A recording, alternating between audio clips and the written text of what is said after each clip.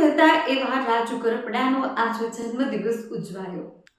સુરેન્દ્રનગર જિલ્લાના મૂડી તાલુકાના ગઢડા ગામે આમ આદમી પાર્ટીના કાર્યકરો દ્વારા આજે બોટાદ કડદાકાંડ ઘટનામાં રાજકોટ જેલ હવાલે છેલ્લા 95 દિવસથી રહેતા ખેડૂત આગેવાનો રાજુભાઈ કરપડાનો આજે જન્મદિવસ હોય તે હાલ જેલ હવાલે હોય ત્યારે ખેડૂતોના આમ આદમી પાર્ટીના કાર્યકરો દ્વારા વૃક્ષારોપણ, બાળકોને બટુક ભોજન, પક્ષીઓને ચણ સાથે કેક કાપી જન્મદિવસની શુભકામના પાઠવી હતી। સરકારની તાનાશાહી નીતિ રીતિ સામે ખેડૂતોએ આક્રોશ વ્યક્ત કર્યો હતો અને રાજુભાઈ કરપડાને તાત્કાલિક ધોરણે જામીન મુક્ત કરવામાં આવે તેવી લોક માંગ સાથે ભગવાનને પ્રાર્થના કરી રાજુભાઈ કરપડાને શક્તિ આપે અને શરીર નિરોગી રહે અને લડત માટે વધુમાં તાકાત મળે।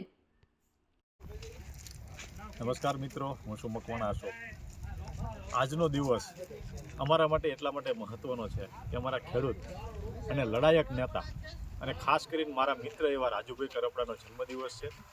આજ આપણી વચ્ચે ઉપસ્થિત નથી કારણ કે કડદાકાંડના કારણે આજે જેલમાં છે।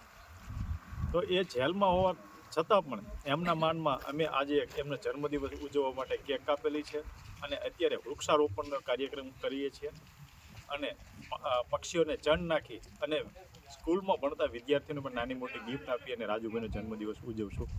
આ જન્મદિવસ ઉજવવા પાછળનો રીઝન એ છે કે ખેડૂતના લડાયક નેતા આજે આપણી વચ્ચે નથી, છતાં પણ લોકોમાં ઉત્સાહ છે, એમના પ્રત્યે માન છે, એમના પ્રત્યે પ્રેમ છે, એને માન દઈ અને આજ નાના નાના કાર્યક્રમો છે। બપોર પછી એક રક્તદાન કાર્યક્રમ રાખેલો છે જે ખાસ ચોટીલાના કાર્યકર્તા ટીમે ગોઠવેલો છે, એમાં પણ અમે ભાગ લેવાના છીએ।